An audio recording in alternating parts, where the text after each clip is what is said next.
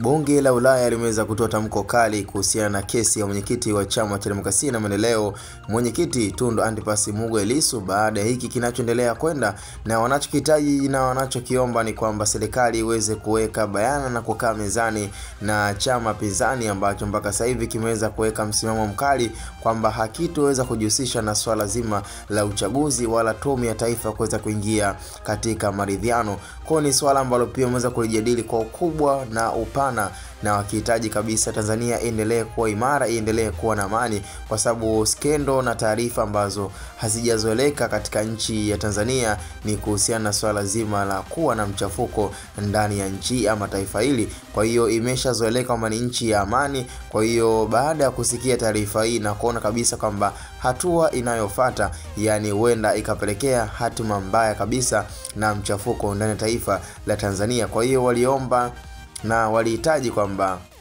Tundu Lissu aweze kuachiwa, na kama kuna maelezo mengine ama ni kukaa mezani baina ya chama cha Chadema lakini pia na chama kingine ambacho kitakuwa kinahusika kabisa kuweka mambo sawa, ili mradi kila mmoja aweze kuwa na amani. Na kama ni swala zima la kujihusisha na uchaguzi, basi waliweza kuwaomba chama cha demokrasia na maendeleo waweze kujihusisha na uchaguzi wa mwaka 2025. Sasa yalikuwa ni maombi ya kwao kwa sababu hawajajua kiini na hawajajua kwa undani kile ambacho chama cha demokrasia na maendeleo kwa sasa wameweza kukitilia mkazo. Kwa hiyo wao walizungumzia tu kwa maoni yao na kwa jinsi ambavyo wameweza kuchambua kesi mwanzo hadi mwisho. Kwa hiyo kwa wale ambao walipata nafasi ya kuweza kusikiliza nini ambacho walikuwa wanazungumza kwa baadhi ya viongozi na baadhi ya wabunge katika kile kilichokuwa kinaombwa sana ni kwamba waweze kuyamaliza na kila kitu kiweze kukaa sawa, ili mradi nchi Tanzania